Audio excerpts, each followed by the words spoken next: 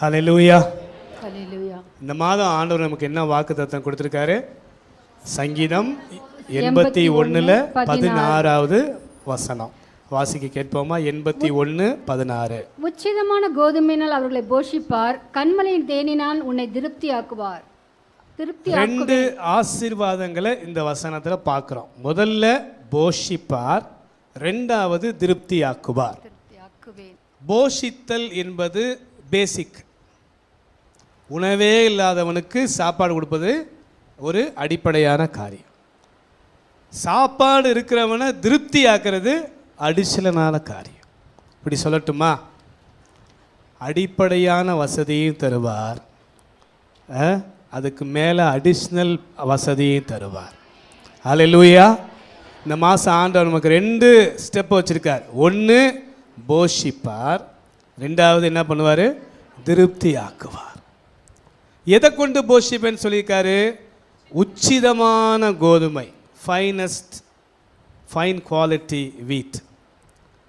நீங்கள் பழைய ஏற்பாட்டிலையும் புதிய ஏற்பாட்டிலையும் அந்த இஸ்ரவேல் ஜனங்களுடைய முதன்மையான உணவு எதுன்னு பார்த்தீங்கன்னா கோதுமை தான். அதனால் அவங்களுக்கு ஆண்டவர் அந்த உணவு சம்பந்தப்பட்ட பிரதான தானியத்தை அவர் உதாரணமாக சொல்லி என்ன சொல்கிறாருன்னா, அதில் உச்சிதமான நல்ல ஃபைன் குவாலிட்டியை உனக்கு நான் என்ன பண்ண போகிறேன்? தந்து போஷிக்க போகிறேங்கிறார். நீங்கள் யோவான் சுவிசேஷ புஸ்தகம் 6:35 பார்த்தீங்கன்னா ஆண்டவர் சொல்வார், யோவான் 6:35 தன்னை ஜீவ அப்பம்னு சொல்லுவார். வாசிங்களேன். இயேசு அவர்களை நோக்கி, ஜீவ அப்பம் நானே. ஜீவ அப்பம் நானே. இப்போ எதுக்கு கோதுமைனால் போஷிக்கிறார்னா, அவரே அப்பமாக நம்முடைய வாழ்க்கையில வர விரும்புகிறார். ஒரு ஆமேன் சொல்லுங்க. ஹல்லேலூயா. ரெண்டாவது, இந்த யோவான் 10ஆம் அதிகாரத்தில் நீங்கள் பார்த்தீங்கன்னா அவர் சொல்லுவார், நான் ஜீவன் உண்டாயிருக்கவும் அது பரிபூரணப்படவுமே வந்தேன். அப்போ காட்ஸ் ஐடியா என்னன்னா, நம்மளை அறகுறையாக போஷிப்பதில்ல, பூரணமாய் போஷிப்பது, சம்பூர்ண ஆசீர்வாதங்களால் நிறைப்பது. சம்பூரணம்னா என்னது? அதுக்கு மேலே இடம் இல்லைங்கிற அளவுக்கு நிரப்புறது. பக்கத்தில் ஸ்மைல் பண்ணி சொல்லுங்க, போதும் போதுங்கிற அளவுக்கு ஆண்டவர்களை நிரப்ப போகிறார். ஹல்லேலூயா. இது பேசிக் பிளெஸிங். என்னது? போஷிப்பார். அடுத்தது அடிஷ்னல் பிளெஸிங் என்னன்னா, கண்மலை தேனால் என்ன பண்ணுவேன்? உன்னைய திருப்தி ஆக்குவேன். தேன்லேயே நிறைய மருத்துவ குணம் இருக்குது. இருந்தாலும் ஒரு கசப்பான மருந்தை சின்ன பிள்ளைகளுக்கு கொடுக்குறோம், இல்லை நம்மளே சாப்பிட்றோம்னா என்ன ஊற்றி சாப்பிட்றோம்? தேனில் குழச்சி சாப்பிட்றோம். அப்போ அந்த தேன் ஒரு துணை உணவு போல் இருந்து மெயினான உணவை மருந்தை என்ன பண்ணுது? நமக்கு உள்ளார அனுப்புது. இன்னொரு சயின்டிஃபிக்கான ஒரு காரியம் சொல்கிறேன் பாருங்களேன். ஒரு நார்மலான டீஸ்பூன் அளவு தேனை சேகரிப்பதற்கு 12 தேனீக்கள் தங்கள் லைஃப் டைம் முழுக்க வேலை செய்தான். 12 ஹனி பீஸ் லைஃப் டைம் முழுக்க ஒர்க் பண்ணி என்ன தயாரிக்குது? 1 டீஸ்பூன் தேனை. நமக்காக ஆண்டவர் தேனீக்களை வேலை செய்ய வைத்திருக்கிறார். ஹல்லேலூயா. அதுங்க சேர்த்து என்ன பண்ணுது? நமக்கு தேனை கொடுக்குது. அதுலேயும் என்ன சொல்கிறார் ஆண்டவர்? நீ மெடிக்கல் ஷாப்பில் இல்லை குறவன் வெளியில் விற்றுட்டு வருவான்ல, அதில் போய் வாங்கினீங்கன்னா அதில் கலப்படம் இருக்கும். அதனால் கலப்படம் இல்லாத, யார் கையும் படாத மலை மேலே உனக்காக தேனை நான் என்ன பண்ணுறேன்? சேர்த்து வைக்கிறேன். கண்மலை என்பது இயேசு கிறிஸ்துவை குறிக்கிற ஒரு வார்த்தை. அப்போ இயேசு கிறிஸ்துவுக்குள்ள நமக்கு வேண்டிய இனிமையான ஆசீர்வாதங்கள் வைக்கப்பட்டிருக்கிறது. ஸோ இயேசு கிறிஸ்துவுக்குள்ளே வந்த உங்கள் வாழ்க்கையில் ஒருவேளை இன்னும் கண்ணீர், துயரம், கவலைகள் இருக்குன்னா கர்த்தர் இந்த மாதம் சொல்கிறாரு, அதையெல்லாம் நான் மாற்ற போகிறேன், உனக்கு வாழ்க்கையை இனிமையாக்க போகிறேங்கிறார். எத்தனை பேர் அது சந்தோஷமாக நடக்கட்டுங்க அப்படின்னு சொல்கிறீங்க? கர்த்தர் செய்யட்டும்னு எத்தனை பேர் சொல்கிறீங்க? ஒரு ஸ்வீட்னஸ் இல்லாட்டி லைஃபே எப்படின்னா போரிங்காக இருக்கும். இல்லாட்டி அது ஏண்டா அந்த வாழ்க்கை அப்படிங்கிற மாதிரி இருக்கும். பாருங்கள், அந்த திருப்தியை புரிந்து கொள்றதுக்கு ஒரு கதை சொல்கிறேன். ஒரு நல்ல பேங்க் ஆஃபீஸர் ரிட்டையர்ட் ஆனோன்னு என்ன பண்ணாரா, ஒரு நல்ல விலை உயர்ந்த ஒரு வெத்தலை பெட்டி வாங்கினார். ஒரு கவுளி வெத்தலையை வாங்கி இந்த பாக்ஸில் அடுக்கினார். அடுக்கிட்டு மனைவிகிட்ட சொன்னாராம், மதியானம் நல்லா சாப்பிட்டுட்டு 4 வெத்தலை போட்டு நல்லா மென்னாதான் எனக்கு இந்த ரிட்டையர்மெண்ட் லைஃபே போர் அடிக்காது, அதுக்காக இந்த டப்பாவே வெத்தலையும் வாங்கியிருக்கேன்னு சொல்லிட்டு சுண்ணாம்பெல்லாம் ரெடி பண்ணிவிட்டு பாக்கு வாங்கி வச்சுக்கிட்டு வீட்டு வாசலில் ஒரு முற்றம்னு ஒன்று வச்சுருப்பாங்க. ஐ மீன் வராண்டா, தமிழில் என்னன்னு தெரில, வராண்டாவில் வந்து உட்காந்துக்கிட்டு இந்த வெத்தலை பெட்டியில் தாளம் போட்டுக்கிட்டு அதை திறந்து என்ன பண்ணாராம், வெத்தலையில் சுண்ணாம்பு காம்பெல்லாம் கிள்ளி போட்டுட்டு சுண்ணாம்பை பூசி பாக்கு வச்சு என்ன பண்ணியிருப்பார், வாயில் போட்டு மெல்லுவார். ஆனால் அவருடைய போராத காலம் பாருங்கள், அன்னைக்கு பார்த்து மேலே இருக்க ஒரு 2-3 வெத்தலை கெட்டு போச்சு. உடனே இவர் என்ன யோசிச்சிருக்காரு, ஏண்டா அது ஐயோ அது நம்ம நேற்று தான் வாங்கினோம் கெட்டு போச்சே, சரி இது ரொம்ப அழுகி போகிறதுக்கு முன்னாடி இதை நம்ம சாப்பிட்ருவோம் அப்படின்னு சொல்லிட்டு அதை சாப்பிட்ருக்காரு. அடுத்த நாள் திறந்து பார்த்தா அடுத்த 3 வெத்தலை என்ன ஆயிடுச்சு, அழுகிருச்சு. ஐயையோ இது கெட்டு போகிறதுக்கு முன்னாடி சாப்பிட்டோன்னா அதை சாப்பிட்ருக்கார். இப்படி 20 வருஷம் சாப்பிட்ருக்காரு. எந்த வெத்தலையை தப்பாக காசு கொடுத்து சூப்பராக வாங்கிட்டார், வெத்தலையும் காசு கொடுத்து வாங்குறாரு. ஆனால் அவருக்கு ஏன்டா அந்த அழுகின வெத்தலையே நம்ம சாப்பிட்டு தூக்கி போட்டு ஃப்ரெஷ்ஷாக சாப்பிடுவோங்கிற எண்ணம் என்ன பண்ணதில்ல, வரவே இல்லை. இதுதாங்க இருந்தும் நிறைய பேருக்கு அனுபவிக்க தெரியாது. அதை ஏதோ காப்பாற்றி போடுற மாதிரி அதில் சேர்த்து வச்சிடுற மாதிரி இந்த அழுகின வெத்தலையே சாப்பிட்டேன்னு நம்ம காலத்தை ஓட்டுறாங்க. கொஞ்சம் யோசித்து பாருங்கள், உங்கள் வாழ்க்கையில் பழைய சோறு வச்சுருக்கிறீங்களா ஃப்ரிட்ஜில், கெட்டு போயிரும் பாஸ்டர், கெட்டு போயிரும் பாஸ்டர், எங்கள் உழைப்பு எங்கள் ரத்தம் அப்படின்னு சொல்லிட்டு வச்சுருக்கிறீங்களா? பழைய சோறு கெட்டு போதோ இல்லையோ உங்கள் உடம்பு சீக்கிரத்தில் கெட்டு போய் நல்லா ஆஸ்மா சளி கோத்து பிடிச்சி அப்புறம் ஏதாவது அந்த என்ன டாக்டர் ஸ்பெஷலிஸ்ட்டு நுரையீரல் ஸ்பெஷலிஸ்ட்டு போய் நீங்கள் எல்லா காசையும் கொடுத்துட்டு வர வேண்டியதான். பொருள் கெட்டு போகுதுன்னு சொல்லி உங்கள் உடம்பை கெடுத்துக்காதீங்க. சில பேர் மனசை கெடுத்துக்குவாங்க, எதையுமே கெடுத்துக்காதீங்க.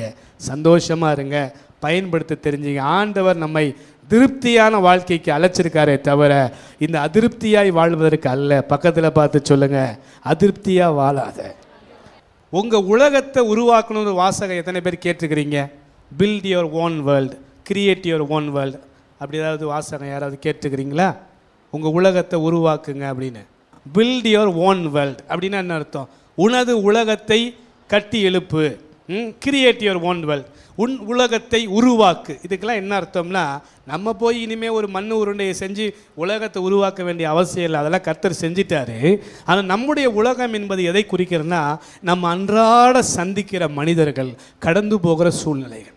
இதில் எதை மாற்றினா உங்களுக்கு நல்லதோ அதை மாற்றுங்க. சில விஷயங்கள் நம்மளால் சொல்ல முடியும், பல விஷயங்கள் சொல்ல முடியாது. ஏமாற்றப்பட்டு நீங்கள் அதிருப்தியோடு கூட வாழ்ந்து கொண்டிருக்கலாம். ஆனால் கர்த்தர் இன்னைக்கு சொல்கிறாரு, யாக்கோபுக்கு 2 பரிவாளங்களை கொடுத்து அவருடைய அதிருப்தியை திருப்தியாய் மாற்றின தேவனாகிய நான் உனக்கும் இந்த மாதம் அதிருப்தியை எடுத்து திருப்தியை தருவேன்கிறாரு. விசுவாசிக்கிறவங்க ஆமென் சொல்லி கைகளை தட்டி தேவனை மகிமைப்படுத்துங்க. ஹல்லேலூயா. பலருடைய ஏமாற்றங்கள் இந்த மாதம் மாறப்போகிறது. எத்தனை பேர் ஆமென்? ஆமென். சொந்த வீட்டில் ஏமாந்தீங்களா? சொந்த கம்பெனியில் ஏமாந்தீங்களா? நான் சொல்றேன், அது மாதிரி ஒரு சூழ்நிலை இருந்தாலும் சரி, கர்த்தர் இந்த மாதம் யாக்கோபு வாழ்க்கையை திருப்பினது மாதிரி உங்கள் வாழ்க்கையை திருப்ப போகிறார். எத்தனை பேர் ஆமென் நம்புறீங்க? கர்த்தர் செய்ய போறாரு. ஆதியாகமம் 32:10 வாசிங்க.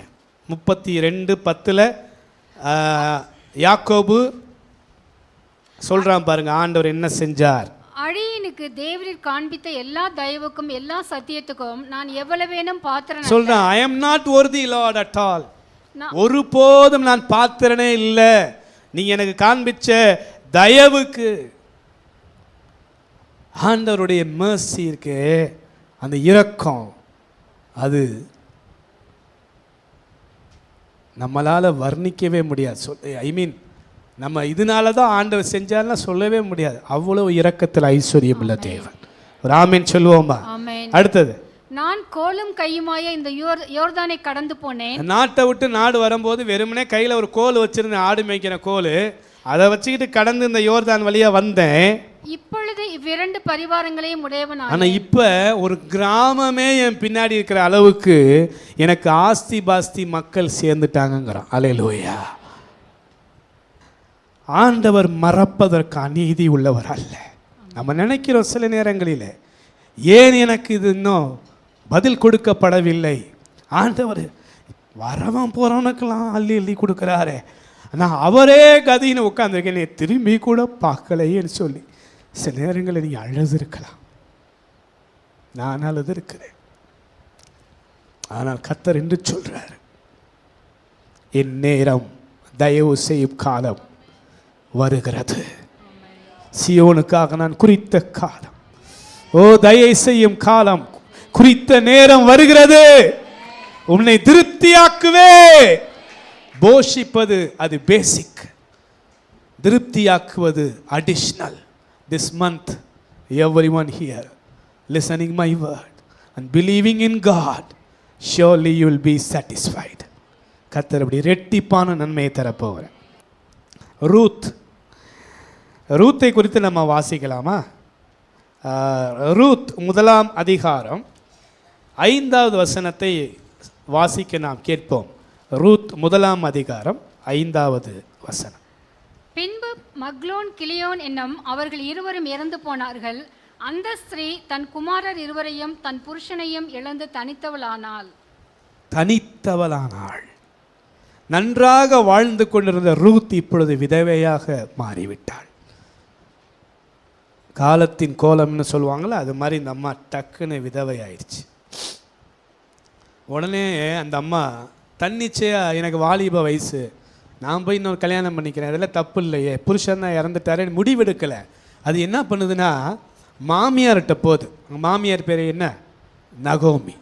அவங்கள்ட்ட போய், அம்மா உங்கள் மகன் என்னை நல்லா வச்சுருந்தாருமா, நாங்கள் நல்லா தான் சந்தோஷமாக இருந்தோம், ஆனால் திடீர்னு இறந்துட்டார், எனவே நான் பேசாமல் உங்களோடய இருந்துறேன் அப்படின்னு சொல்லி சொல்லுது.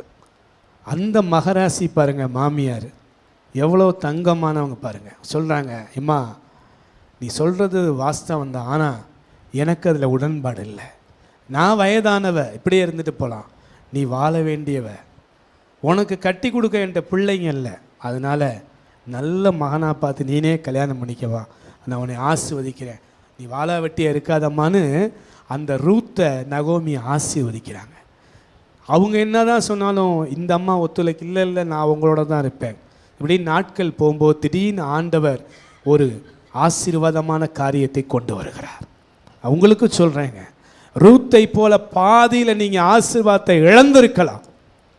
சொல்லுவாங்களா, ஆல் ஆஃப் அ சடன், திடீர்னு எல்லாம் நொடிச்சு போச்சு, நடுத்தருவுக்கு வந்துட்டேன், நம்பிக்கையே இல்லை, அடுத்த நேரம் சோத்துக்கு நான் என்ன செய்ய போகிறேன்னு தெரியலங்கிற ஒருவேளை அப்படிப்பட்ட நிலைமையில் நீங்கள் இருந்தாலும் சிஸ்டர் பிரதர், கர்த்தர் சொல்கிறாரு, ரூத்துக்கு ஒரு ஆசீர்வாதமான போவாசை நான் ஆயத்தப்படுத்தினது போல உனக்கும் செய்ய போகிறேன்.